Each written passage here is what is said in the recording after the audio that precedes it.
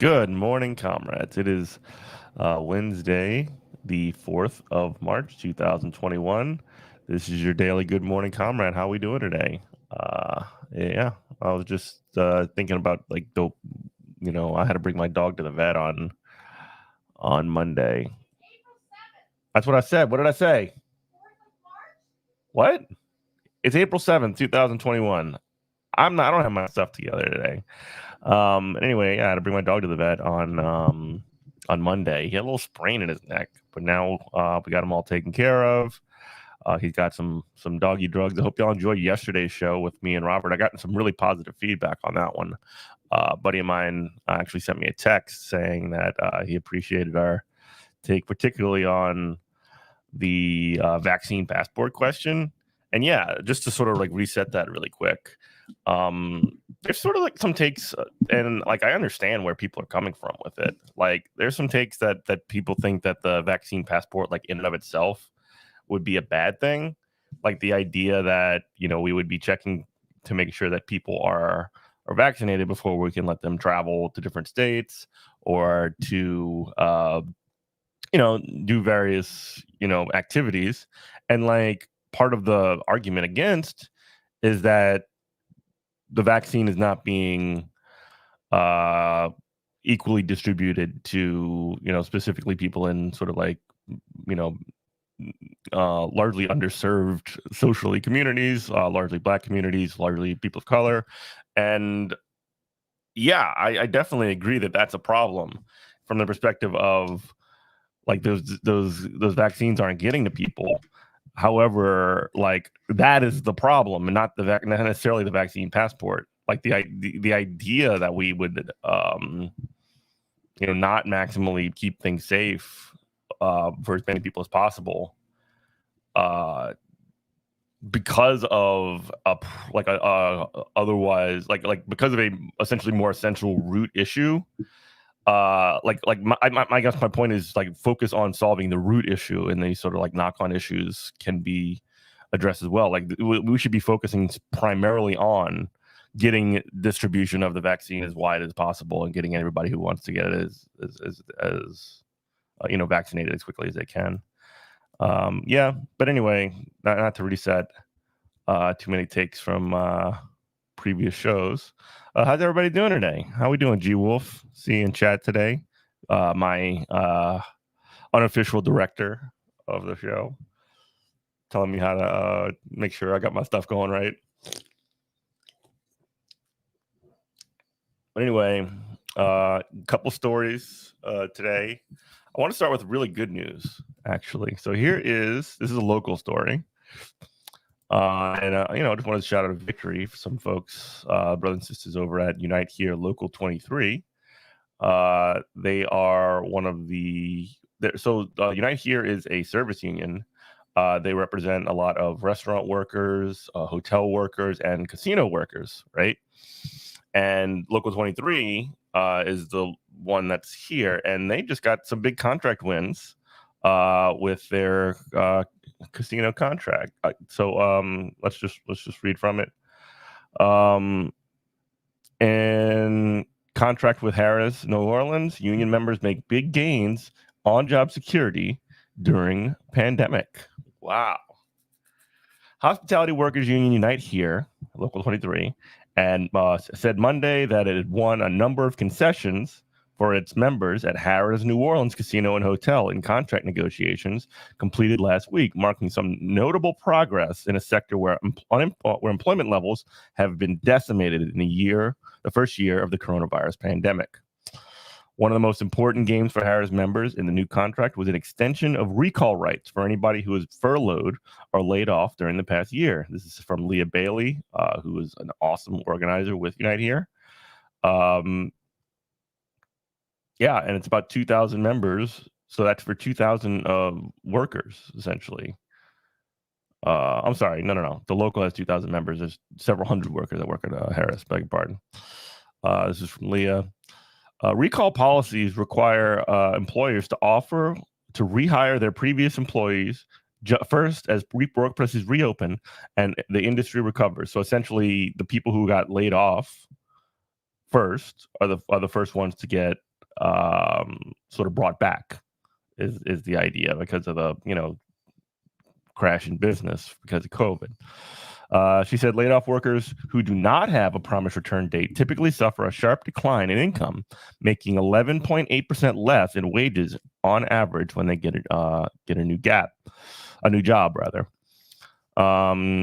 Unions in the hospitality and other service sectors have been pushing to extend recall rights periods to prevent employers from using the pandemic to get rid of long-serving workers and replace them with cheaper employers who have fewer benefits like pensions. So what essentially happens is there's this sort of like method that bosses will do, because when you work at a place for longer, you make higher wages and you are essentially like, you get better benefits, you get retirement, all these other things. But if the boss lays you off and brings somebody else in, then essentially you they don't owe the same things to newer workers that they do to more veteran and longer tenured workers. So this is a good move by sort of getting a contract with these workers, that essentially like says you can't do that anymore. Unions in the hospitality and other service sectors have been pushing to extend recall rights periods to prevent employers from using pandemic to get rid of long-serving workers. So they were using the pandemic to kind of like initiate that process of like getting rid of more tenured workers and holding on to mostly newer workers and kind of keeping that turnover happening. United here negotiated with Harris to extend recall rights period for unionized workers from 12 months to 24 months. So basically 2 years. If you get laid off, you basically get like put in a pool of people when you first called back for 2 years instead of just one. The union also won new safety protocols to help employees from COVID-19, including 10 days of paid leave for those forced to quarantine because of possible coronavirus exposure. That's awesome. Harris's workers can also now opt to join United Here Health Insurance Plan, which is a not-for-profit program that is cheaper than the one offered by Harris with no deductible. So the union is essentially taking on insurance. That's sort of like a big deal in Las Vegas. I know that for sure. A new contract also includes pay raises for both tipped and non-tipped staff, more money for the workers. So there you go. So this basically good news, it seems like, all around. Yeah, there you go. Wade Rathke, founder of SEIU Local 100 and longtime New Orleans labor organizer, said the new contract with Harris is an indication of the leverage workers have due to their association with the powerful hospitality unions in Las Vegas, where Harris and Caesars are large players. Yep. And yeah, so there we go. We have a contract. The casino workers at Harris are much more secure in their job. They're getting better pay. And they're on a cheaper health insurance program. That's awesome. We got Ginny in chat. Good morning. Good morning, Ginny. How are you? You had bad sleep last night, G Wolf? Oh, that sucks. That sucks. It sucks. That sucks. I saw you posted something in Slack, Ginny. We might be able to take a look at that, but I wanted to talk about a couple of fun stories first. But something about Parkinson's, that's pretty interesting. But yeah, let's take a look at. So Jordan Peterson is a weird dude, right? He's sort of like kind of tries to put himself forward as this sort of like modern day, like stoic conservative, personal responsibility, clean your room, all these other things. And he kind of like uses personal responsibility, self-help, like language to kind of hide or to cover up a like genuinely conservative sort of agenda, right? Well, anyway, he's been the target of Captain America comics. Oh boy, the comics are coming for him. The comics are woke. The comics are canceling people. So Captain America goes to war with Jordan Peterson. Red Skull, Steve Rogers' old Nazi supervillain, sounds a lot like Jordan Peterson. This is from Vice. The controversial Canadian psychologist Jordan Peterson, a prominent figure in the so-called intellectual dark web. Oh, God, don't get me started on the intellectual dark web thing. But anyway, Jordan Peterson thinks the current run of Captain America comics are satirizing his ideas by putting them in the mouth of Captain America's Nazi nemesis, the Red Skull. After reading the issues in question, I think Peterson is exaggerating his own influence, but he is definitely right that the comic is making fun of people like him, a certain type of internet influencer who wields powerful and dangerous notions of masculinity, tradition, and patriotism to their own benefit and to stoke reactionary fires. Here's from a tweet. Do I really live in a universe where Ta-Nehisi Coates has written a Captain America comic featuring a parody of my ideas as part of the philosophy of an arch villain Red Skull? He said on Twitter. Like, what does the comic say? Let's see what the comic says. Actually, let's see. It's all the same for all the young men, weak, looking for purpose. I found the flag. You found the badge. They found Red Skull. He tells them what they've always longed to hear, that they're secretly great. Yeah, okay. That the whole world is against them, that they're truly men, that they'll fight back. Like Jordan Peterson has these really weird sort of like obsessions about masculinity and things like that. And bingo, that's their purpose. That's what they live for, and that's what they'll die for. Interesting. Yes. So in the current run of Captain America, Steve Rogers is once again facing his old Nazi nemesis, the Red Skull. In his current incarnation, Red Skull uses videos on the internet to whip followers into a frenzy and make them question the American dream. Huh.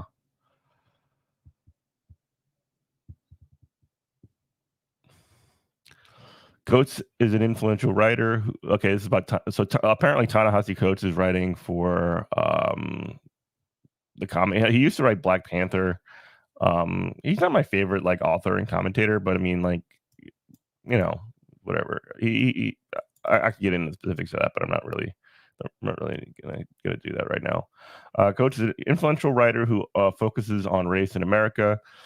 He's best known for writing about the history of redlining in the U.S. and making the case for reparations. He's previously written for Black Panther comic, and he's set to write the script for the next Superman film. I didn't know about that.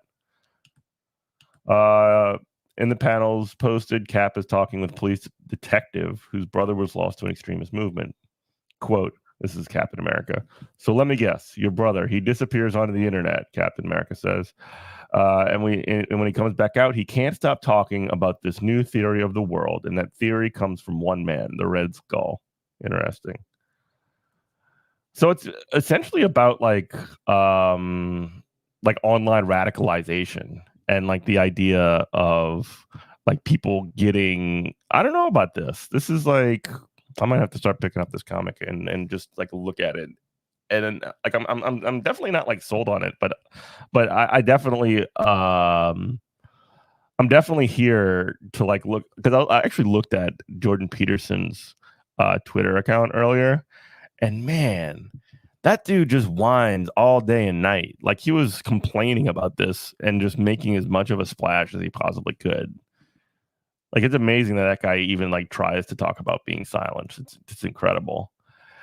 The panel shows a blank face staring at the glow of a computer monitor. Red Skull is there, surrounded by title cards. One is 10 Rules for Life, which is the name of the book. Peterson, a man who subsists near entirely on beef, salt, and water, has written a best-selling book called 12 Rules for Life and recently released a follow-up called Beyond Order, 12 More Rules for Life. Oh, my God. Cap's criticism of Red Skull YouTube demagogue is precise and perfect. This is some commentary from the Vice article, but applies the whole category of internet personalities, not just Peterson, but also Alex Jones, Milo Yiannopoulos, Rouge V, and former President Donald Trump himself are just a few of the right-wing grifters who use the internet to sell hate, fear, and simple answers. Coates' version of Red Skull directly and specifically references Peterson's ideas, but he's just one of the large. So I guess he's supposed to be like a more generalized right-wing like online figure. Oh boy, oh Ben Shapibo's here. Great. The fact that Ta-Nehisi Coates was willing to come up with the most evil supervillain he could, and the best he could do is a Canadian psychologist who writes about Jungian analysis and encourages young men to make their beds is pretty telling. Oh my god.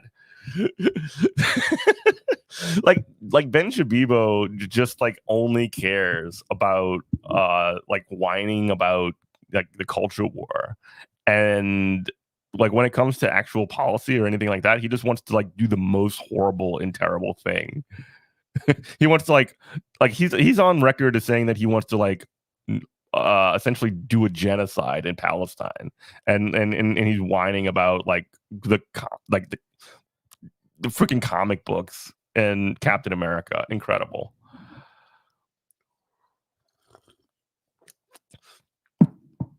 In our upside down world, Captain America goes around telling Americans that their country is irredeemably racist and that systemic discrimination is necessary to rectify the past. Oh. How is this guy like even like taken seriously by anybody? Like Ben Shapiro is like the weirdest little like troll man. Both Shapiro and Peterson don't understand Captain America's post-war legacy at all.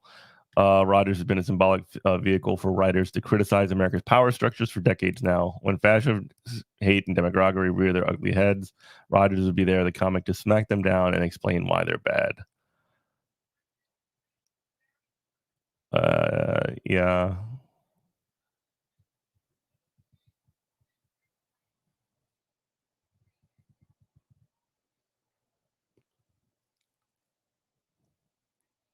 Yeah. So anyway, I want some more. I want some more bits from the comic. To his countrymen, Captain America speaks of dreams and does not understand. It is not the dream that moves men to the boldest of action, but their nightmares. Show a man in a world that might be and live. I'm like fascinated by this. Maybe I want to find an article with less like commentary. Actually, let's look at his Twitter. Let's look at his Twitter.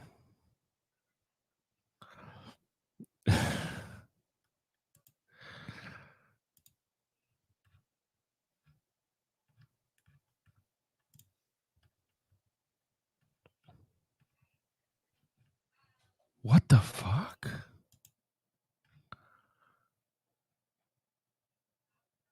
Why are they talking about Deepak Chopra?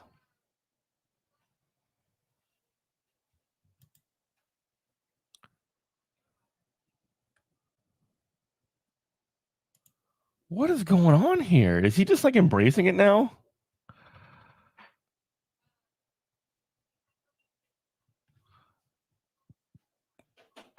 All right. This is incomprehensible. Wow. He's just like leaning into the meme now. Okay, he's memeing. I can kind of respect that. But yeah, what a weirdo. Apparently people are just making Red Skull memes with Jordan Peterson quotes. We live in a very normal world, folks. That's just anyway.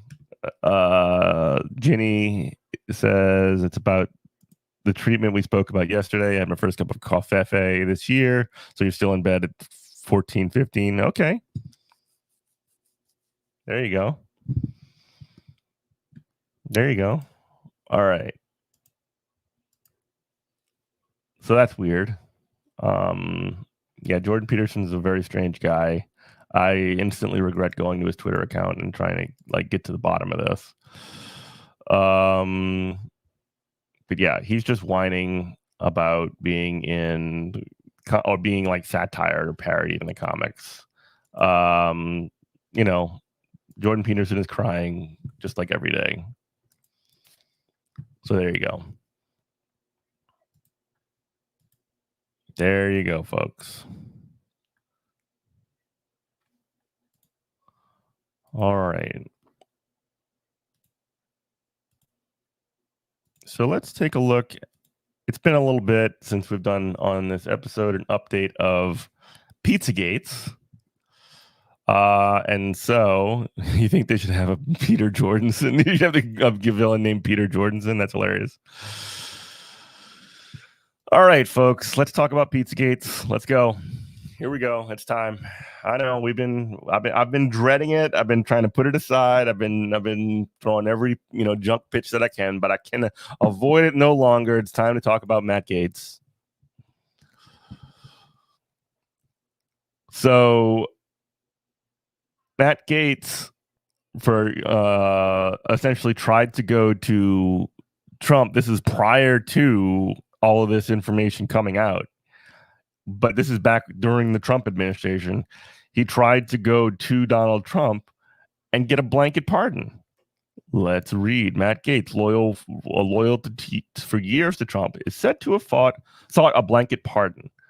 The congressman was at the time under investigation over whether he had violated sex trafficking laws, though it was unclear what he knew of the inquiry. Oh, interesting. So this has been working under the radar for some time. Let's read. Representative Matt Gaetz, Republican of Florida, was one of Donald Trump's most vocal allies during his term, publicly pledging loyalty and even signing a letter nominating the president for the Nobel Peace Prize. Could you imagine?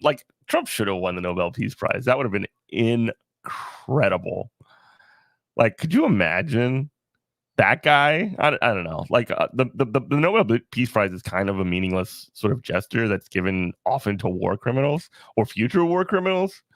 So I don't know. It would have been very fitting if Trump had gotten it. Anyway, in the final weeks of Trump's term, Mr. Gaetz sought something in return. He privately asked the White House for blanket preemptive pardons for himself and unidentified congressional allies for any crimes they may have committed, according to two people in the discussion. So basically just, hey, right, yeah, he deserves it. Basically, hey, look, I probably committed some crimes while you were president and probably before that. Can you just say you're just off the hook for everything? Even things that you may have done? Around that time, Mr. Gaetz was also publicly calling for broad pardons from Mr. Trump to thwart what he termed the, quote, bloodlust of their political opponents. Yes, by trying me for my crimes, for trying me for my crimes, that's bloodlust, yes. But Justice Department investigators had begun questioning Mr. Gaetz' associates about his conduct, including whether he had a sexual relationship with a 17-year-old that violated sex trafficking laws in an inquiry that grew out of the case of an indicted associate in Florida. Uh-oh. So while he was under investigation for this, while the investigation had already begun, he was like, please, Donald Trump, give me a blanket pardon for everything that I've ever done, for all of my crimes. It was unclear whether Mr. Gaetz or the White House knew at the time about the inquiry or who else he sought pardons for. Mr. Gaetz did not tell White House aides that he was under investigation for potential sex trafficking violations when he made the request. But top White House lawyers and officials viewed the request for a preemptive pardon as a non-starter and would set a bad precedent, the people said.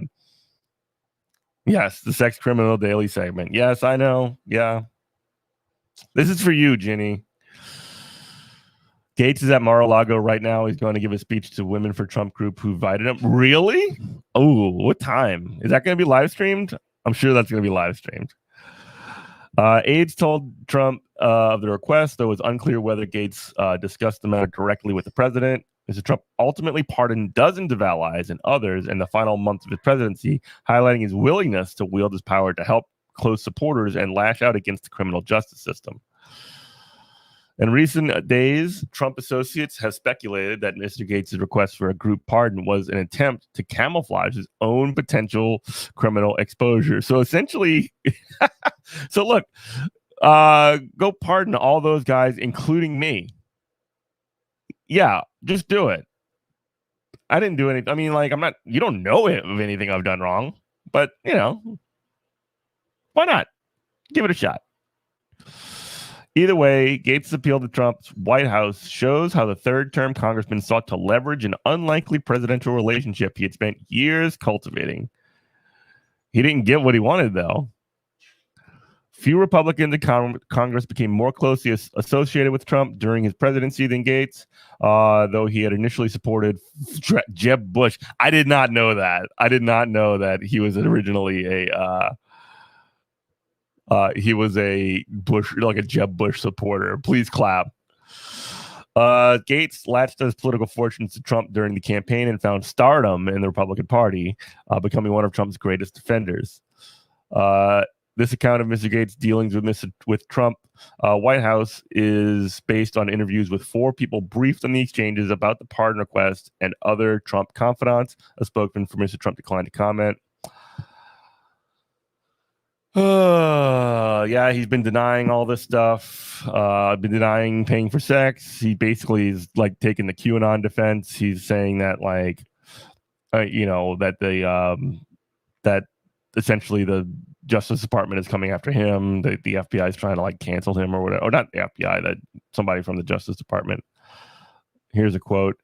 Entry-level political operatives have conflated a pardon call from Representative Gates, where he called for President Trump to pardon everyone from himself to his administration to Joe Exotic, when the false and increasingly bizarre partisan allegations against him. Joe Exotic, incredible.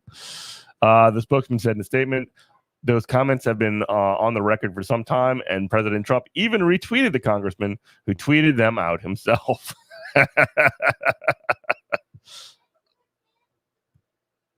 Oh, there will be clips, and yeah, if y'all can find those clips, send me the clips because I want to see. I want to see this.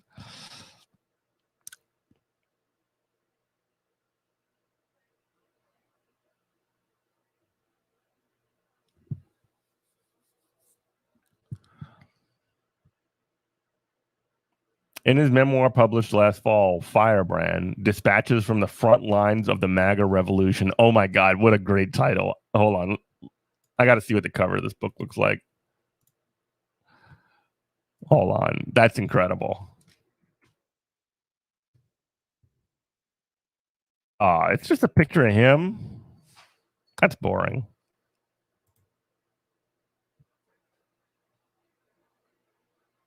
That's terrible. You could do so much better with this. You do so much better than that. Come on, man. I do want to read. I want to read from that. Let me reopen that tab. All right. But anyway, in his memoir, Mr. Gates recalled his first one-on-one phone call with the president in late 2017.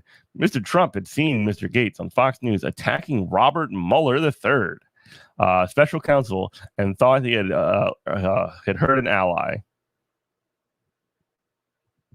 Yeah. So that's like when. Yeah. It's more like a women's group's trying to prop him up. Plus, you sure he feels safe there? Yeah. So like this is like when if you remember 2016, like right when the like grab him by the pussy tape came out, Trump like decided, hey, what if I just got like all of the people that accused Bill Clinton of sex crimes and sexual assault, if I just got them all in a room together and basically said, hey, this is Hillary, this is Hillary Clinton, is worse than everything else. This is kind of like that, just sort of like hiding behind like conservative women, essentially.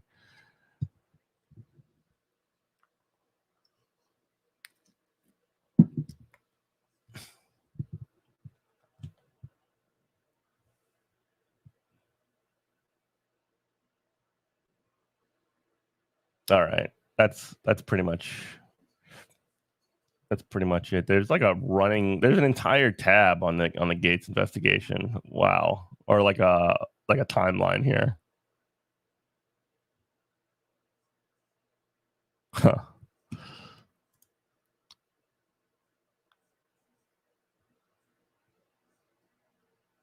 Anyway.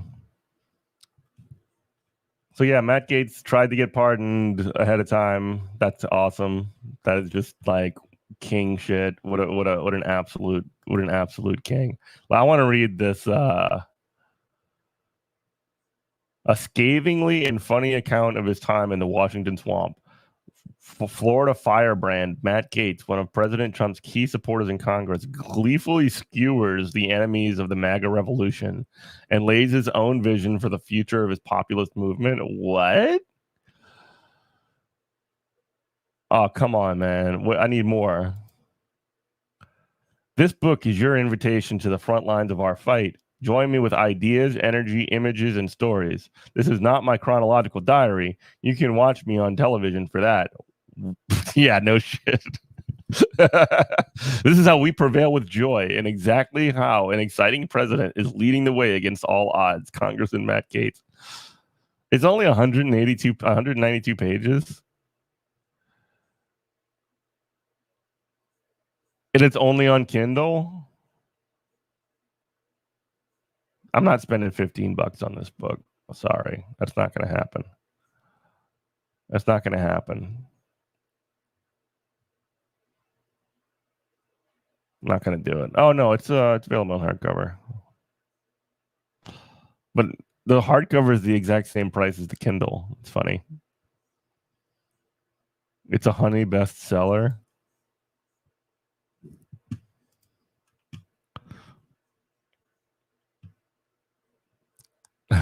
Oh, there's reviews. Matt is the voice of the MAGA movement in Congress. Firebrand, that is true. He is also the sex criminal of the MAGA movement in Congress. So there you go. Matt is the voice of the MAGA movement in Congress. Firebrand is the book that takes you behind the scenes in Washington like no other book. A must read from Donald Trump Jr. Congress Matt Gaetz has established himself as a brave new voice in the national stage. His support for president and Congress is unmatched. If you want to read about the real story, Firebrand is the book of the season. Boring. Kimberly Guilfoyle, get better.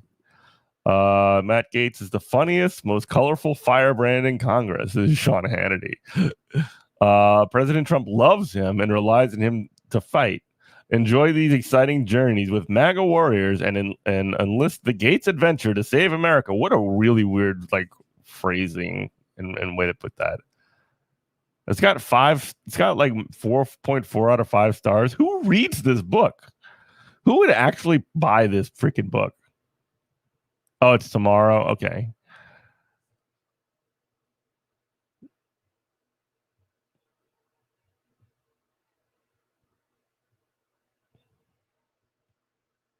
All right. So I didn't realize that he had a book. There you go. There you go. Matt Gaetz. Don't pick it up. All right. I want to look at what Ginny sent about Parkinson's. So let's pull that up. All right. Oh, it's only a minute long? Okay.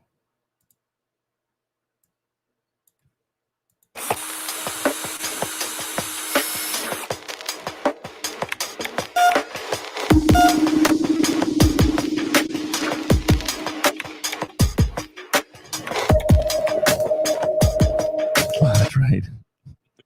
Marjorie Taylor Greene did burn him off, didn't she? Oh my God. I'm going to cover that. Let's watch this.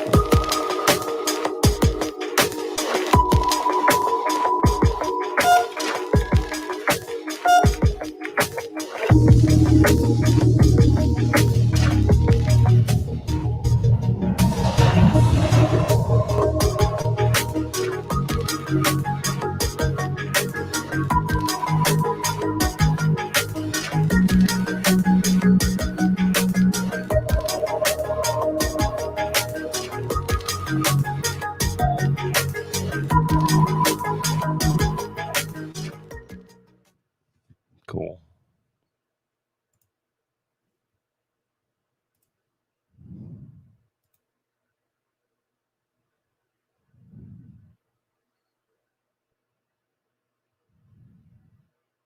Actually, let's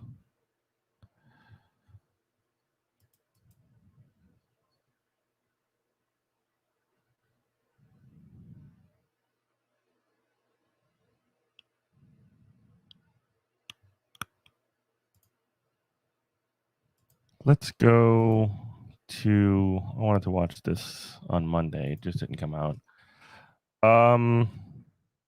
Yeah.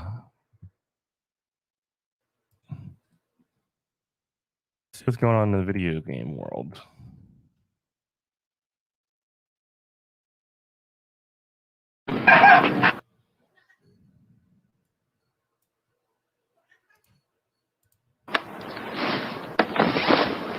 Great games for girls, for girls, for girls, for girls, for girls.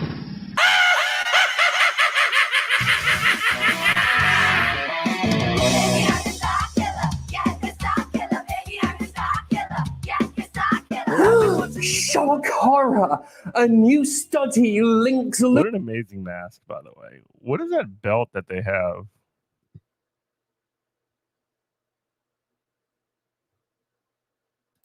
Boxes to problem gambling.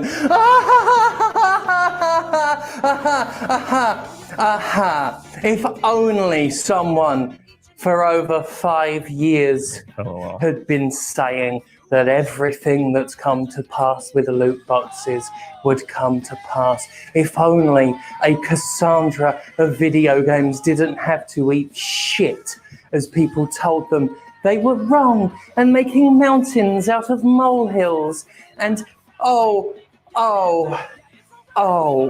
never mind Commander Sterling and the Jim Sterling brand being shut out of the conversation entirely. The same happens in wrestling. I mean, the things I pioneer, the things I start. Just consider these accomplishments. I am the first openly queer title holder in wrestling in Mississippi and Alabama. I am the first non-cis possessor of a major Pittsburgh Promotions top title because I am Rise's champion regent. Of course loot boxes are gambling.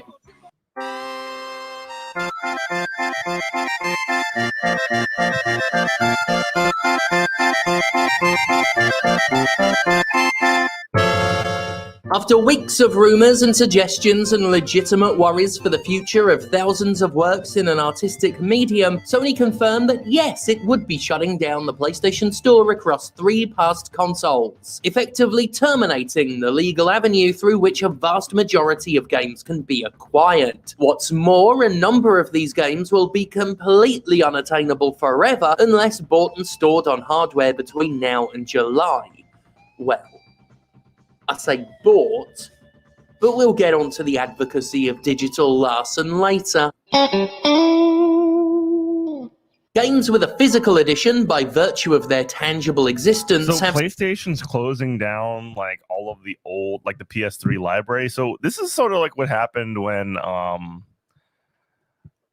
the old Wii, right? They used to have the virtual console where you could play, like, all these old games. And they shut that down. And now on the Switch, it's way worse. Or you purchase old games and play them on there. And now that they've moved on, there was no sort of like transferability. Everything's sort of closed down. Some measure of guaranteed preservation, but Sony's complete lack of respect for video games as an artistic medium means a huge quantity of games will simply be flung into oblivion to save Sony a negligible amount of money. According to reports, over 2,000 digital-only games will disappear forever thanks to Sony axing the storefront suddenly and without regard for historic value. Of course, the only value corporations believe in is monetary, and sadly for them, there's just no cash in respecting an entire medium. Actually, if you look at their behaviour, there's a lot more cash in active disrespect. Game site VGC ran the estimates to see how big a creative loss we're talking here. Some 630 Vita games, 730 PS3 games, 293 PlayStation Minis, remember them? 336 PS2 classics and 260 PS1 classics will be unattainable when the 3 stores are shut down this summer. Many of these represent more inconvenience than crime against archival. You can technically play the original Silent Hill with a PSX and a physical disc, but at least 120 digital-only exclusives will be very genuinely lost forever. I am in fact cutting this little line in because the full list says it's over 120. That's about 138, according to the recent list of games that you just won't be able to play anymore. Such lost games include The Last Guy, Tokyo Jungle, Luminous Supernova, and Rain. It also includes Infamous Festival of Blood, which PlayStation Lifestyle points out isn't even 10 years old. In fact, the PS Vita itself, if you can believe it, is only 9 years old. It hasn't even made a decade before literally losing a portion. I've never even seen a PlayStation Vita like in my entire life. I don't know. Those things exist? I mean, I've heard the name. I thought they were like mythically like I just don't know if anybody bought them. You're gonna ask why Pittsburgh's in the background? Yeah, because they're a champion of like part of like this really weird wrestling promotion, apparently. While waiting for the Amazon result, Trump was thrown out of court in a similar time. What? What does that mean, Jenny? Of its library forever. And on the subject of the Vita, it turns out that developers who are still working on games for the system were not even made aware of the store closures by Sony whatsoever. Developers who reached out to Sony after the rumors circulated were actively ignored by the company, and as a result didn't get a confirmation that the stores were closing until the general public did. This has led to at least... I have a Switch. Switches are great. But I mean, apparently there's a really huge like modding community for the Switch. Like it's apparently really easy to hack, and there's like really a whole bunch of like older games you can put in there, like ROMs of it. I haven't messed with it that much, but that's sort of like what I hear. Least one game already cancelling the Vita version, while another is now working hard to get the game out before it can't be bought. In order to still have a chance to be bought, any upcoming PS Vita game now needs to be ready for Sony's approval by July 6th, and the game must be submitted to the store by July 12th. On July 20th, no new content can come to the store at all. This is, of course, a great thing Sony did that totally didn't do a bunch of indie devs fucking dirty. I have thoughts in general about what a colossal waste of opportunity and potential the PS Vita was, and how Sony's constant dropping of older hardware when it has new toys to play with is fucking infuriating. Suffice to say, the PS Vita is why I never get invested in anything Sony puts out. Sony itself gets too fucking bored of shit to do any investment, so why should I fucking care? Do you remember all the PS1 classics that were going to come to Vita, and then they didn't fucking bother? They put a handful up, and you could get some from the PS3 if you used fucking swings and roundabouts to fucking get there.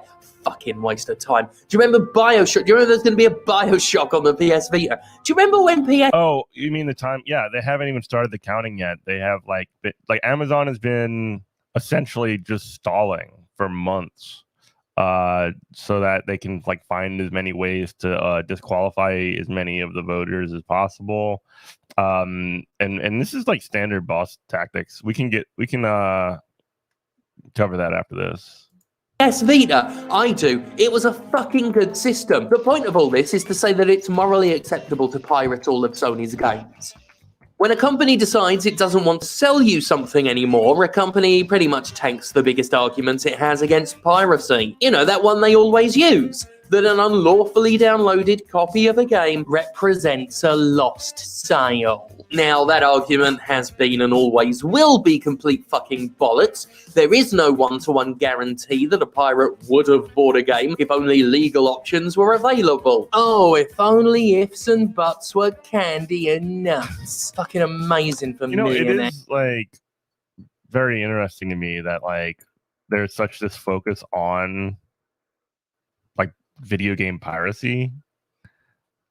When like it's not like what's rolled out, and this is ever since like even like music is like what's rolled out as like an excuse is the fact that like, oh, care about the the individual artist or whatever, they're the one that's getting screwed, when like the reality is in the recording industry it's these labels that are the thing that's actually just like screwing over the workers. It just gives them an excuse to pay less, and like apparently that's the same exact situation for video games. Like they way overcharge for everything. They basically like bleed their workers to death, and I don't know. It's really they just use manipulative tactics to prevent people from doing pirating. They get laws implemented when there's no evidence that would actually even lose money when pirating exists. The pirate would have bought a game if only legal options were available. Oh, if only ifs and buts were candy and nuts. Fucking amazing for millionaires to try that shit. There is just as much chance that a pirate simply wouldn't bother at all. And as has been proven time and time again, piracy is largely a service problem. It's not just a snappy thing Gabe Newell said once, it's true. If you make it both affordable and convenient to access entertainment content, it works. Yeah, and people make that's money. exactly right. It worked for streaming TV before they started making it expensive and complicated again. And now all I want to do is pirate NBC Universal programming, Yeah, right. whether I watch it or not, just on sheer principle. Like that Mulan on Disney. Pirate the fuck out of it. Make you pay Don't for a do it, streaming folks. service and then $30 on top for a movie. Fucking steal it. Steal it. We need to stop pretending piracy is a forbidden art, something games media won't talk about because it's some great big taboo and only a thing thieves and ruffians talk about. Hell, I used to have a dim at best view of piracy, but I kind of stopped worrying about it when it became apparent to me that the corporations whining about theft are the biggest thieves of all. You can't steal from corporations. It's called reclamation. In fact, since a company like Activision Blizzard pays zero tax and somehow gets a refund, Yeah, that's the real piracy right there. we all have to pay, I actually condone and encourage piracy of Activision's games. I got no problem saying that right now. As far as I'm concerned, we've all paid Activision and then some. Every single fucking year that company steals from every single taxpayer in America. So please, don't ever tell me to my face that it's wrong to... Right, and like this is specifically saying that, like, I guess what Jim's argument here is that, yeah, I'm not clear enough on where they're coming from on this, but like the idea that like stealing, quote unquote, from like Blizzard, Activision, Sony doesn't hurt anybody. But if you stole from like a small like independent label or something like that, that would be significantly different because they're not bazillionaires. They don't own like the entire, like they don't have the industry basically cornered. They actually are trying to survive. The pirate Activision games, because I will laugh so fucking hard that your ears will bleed. But to the more precise point, it's simply true that Sony would prefer you to have no legal means to purchase these games anymore. Very well. Steal them. I will always maintain the exception for the indie shit where a small studio needs the money. But if it's benefit, if there's no way to purchase it, if there's no other way to get it, like they're just hoarding it and like keeping it off of like people from getting available. They're just essentially what they're doing is they're just squatting on intellectual property. And like I don't want to, maybe Jim will get into this like for later on in the video, but like intellectual property law just basically means that you can hoard like abstract ideas or things that are not even real or material and just say, yeah, I can hold on to all of this of these like, you know, ones and zeros, or at least like the series of ones and zeros that it is, just because the law says that I can. And it's ridiculous. Like intellectual property law is such a disaster. benefiting publishers? Fuck it. Steal it now. Steal it liberally. Steal it not just because games deserve to be archived and preserved, but for the simple reason that Sony has indirectly permitted it. It has indirectly said that you should definitely get a PS Vita, definitely jailbreak it, and definitely load that fucker up with everything that'll go missing. And then, if you want, you should just go ahead and pirate everything Sony has ever published or ever will, because according to Sony's own leadership, its games literally have no fucking value. Oh, why would anyone play this? So goes the famous quote by Sony's head of sales. What's Bear Vodka Stalingrad? Is that like is that a game about Stalingrad? Like the Battle of Stalingrad? I'm gonna have to check that out. It's on Steam. Sales and global marketing, Jim Ryan. He said this in response to questions regarding backwards compatibility back in 2017, and his sneering, ignorant, frankly pathetic attitude speaks volumes to the dismissive and disrespectful way Sony views games. According to Ryan, old games are too ugly to be worth buying and playing, and in his atrociously narrow view, games of a certain age simply have no worth. When we've dabbled with backwards compatibility, I can say it is one of those features that is much requested but not actually used much. He dribbled that, and I was at a Gran Turismo event recently where they had PS1, PS... This actually looks awesome.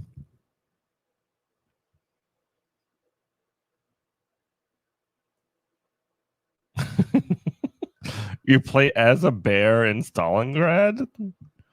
This time, the motherland sent you to fight versus Nazi forces in the ruins of snowy Stalingrad, kill enemies, and conquer trophy weapons to get maximum chance to survive. Look at that. You're shooting a Nazi. You're a bear with a Russian helmet on. What?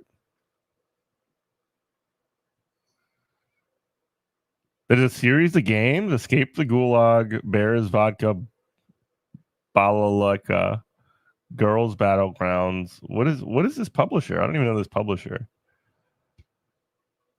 Rabotiagi? Okay. It's a whole series. Russian bear that shoots Nazis and drinks vodka to heal. Awesome. Gotta love it.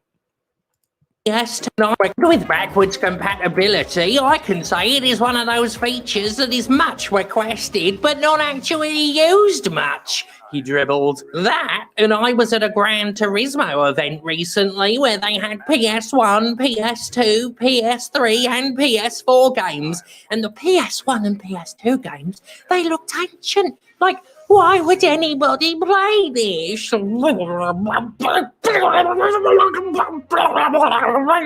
have to say, looking back, there's a real fucking irony to Ryan's words, considering the PS5 is so goddamn bereft of shit to play on it that backwards compatibility is the only fucking reason I switched. Is shocking. Like, everybody I know that has a PS5 just doesn't have any games to play on it. It's actually incredible. Like, how much is it? Like $400, $500 to get one of those things, and ain't got no games. A bastard on, but to the point, Jim Ryan doesn't care if you steal PlayStation games. He's already said nobody wants them. He can't understand why you would. If you ever see one of those PlayStation classics, shoplift it. I've decided he's given tacit endorsement to the act of stealing the fuck out of everything he has to sell. According to Ryan, any game that doesn't look modern is literally worthless, and since game graphics are constantly evolving, every single Sony game is destined to look like complete shit in his imbecilic view. So steal them. Ryan doesn't mind. In fact, he probably thinks piracy is really, really cool, especially if it's his company you're pinching from. Do it. Do what mummy says. I can't keep encouraging that shit. Ryan's attitude, while hypocritical considering the game industry has no problem constantly reselling old shit back to us, is merely indicative of what happens when AAA video games and our socioeconomic system intertwine. It is that special brand of capitalism I like to call triple-capitalism, and it highlights that no matter how creative an industry is, once the shareholders and the executives get a hold of it, all creativity flies out of the window. It flies out the window because they don't get it. Jim Ryan doesn't get why you'd play an older looking game. He doesn't get the retro market. He doesn't get demakes or games developed. Does this dude look like he gives a shit about any kind of video games at all? Does this guy look like he gives a damn about video games? Like he basically is a guy who's like, he looks like every Wall Street like dude, right? He literally just cares about like you know, hitting the slopes and you know hitting and basically like day trading or like maximizing whatever your numbers are. This dude sucks. Ryan doesn't get why you'd play an older looking game. I He hate doesn't videos, get the retro market. He doesn't get demakes or games developed specifically to invoke 90s or 2000s visuals. He doesn't get that you might play an old game just because it's, you know, fun. And at that point, can you say that Jim Ryan even gets video games? I argue that you can't. Almost by design, he doesn't get them. Giving a shit about games gets in the way of harsh, callous, archivally criminal moves such as shutting down 3 entire storefronts with very little warning and not even bothering to tell the developers. Giving a shit about games gets in the way of vandalizing them with marketing-approved mega... You're working on games for this PS Vita store, and they're just like, actually, yeah, that's shut down. Everything you've been working on for the past year or whatever, like, actually, we don't want any of that stuff, and it's going in the trash. Also, you're probably they're fired. Predatory monetization systems and the carving up of content to resell at a premium. Giving a shit about games gets in the way of making an excessive amount of cash. So much cash it's inconceivable by limited human imagination and funnels in torrents to a handful of already incredibly wealthy executives. Fun fact is, a man like Jim Ryan doesn't give a fuck about games. None of them do. Certainly not in the United States. Jim Ryan would happily work as a marketing head for Burger King or Sears or Fox or anything, so long as there's a fuck ton of money in it. And Jim Ryan is the people who run the game industry, willfully ignorant and possessed of a tunnel vision that sees only cash at the expense and ignorance of everything else. Ultimately, no game company does anything it sees no value in. Sony sees no value in selling over 2,000 games, and you know what? Maybe from one cold and cynical viewpoint, there isn't. I don't know how much they were making off them. But rather than, say, making the games freely available, putting them up for download, do something with them other than axe the store entirely, Sony chose the most brutal and unresolvable option possible. And in the process, sending the message that piracy is not only justifiable from the sense that Sony doesn't want your money, but downright necessary to ensure entire fucking video games don't disappear off the face of the planet. Also, steal from dumpsters outside of grocery stores and then give all the food, the perfectly good food that they've wasted, to people. You know they guard some of that shit to stop people taking the food that will otherwise that was just the Portland story rot. that we covered. That store just threw away a bunch of perfectly good food, and like cops were essentially guarding it from people trying to steal it and give it to homeless people, essentially. Just mountains and mountains of perishable goods going to waste because it didn't sell, but companies wouldn't just give it away. They would rather destroy it. Is the exact same logic. Like even if it's perfectly good material, or if it's perfectly good food, or perfectly good, even in the case of video games, obviously the stakes are lower for video games.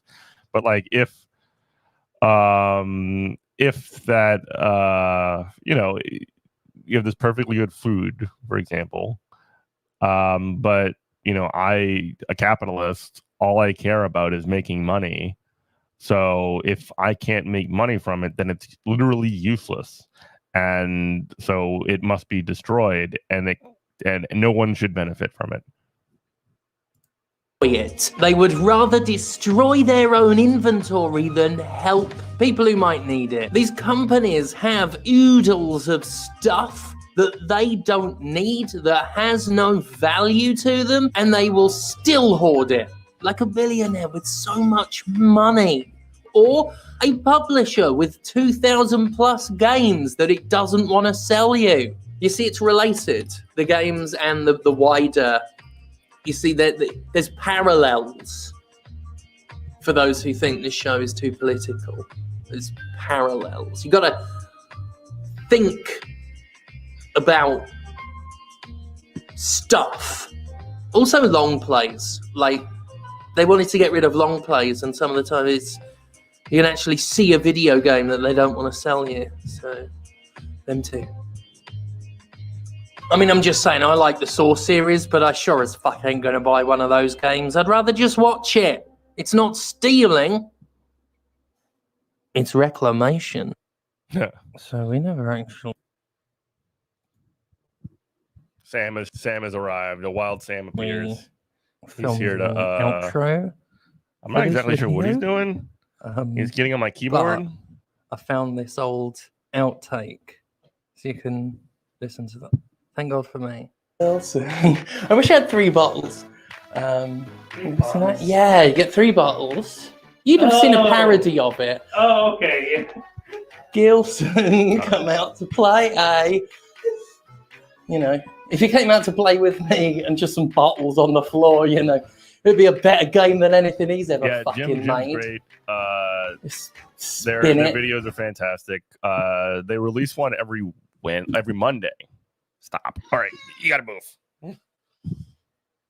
They release one every Monday, and they exclusively focus on like the video games industry, and essentially the just like mega capitalist like absolute exploitation. You should definitely check them out. Their page is the Jimquisition. Here's a link to the video. And you mentioned the Amazon Drive, Ginny. There's not really an update other than the fact that they haven't even started counting yet publicly. So we really don't have much to go on there. So yeah, that's basically what it is. Cats and keyboards don't mix. They mix just fine. It just makes it difficult when you're trying to actually use that keyboard. Now Flick's here, by the way. Say hello to Flick.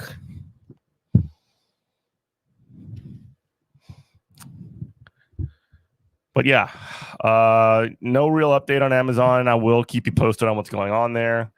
But yeah, there's nothing really going on there.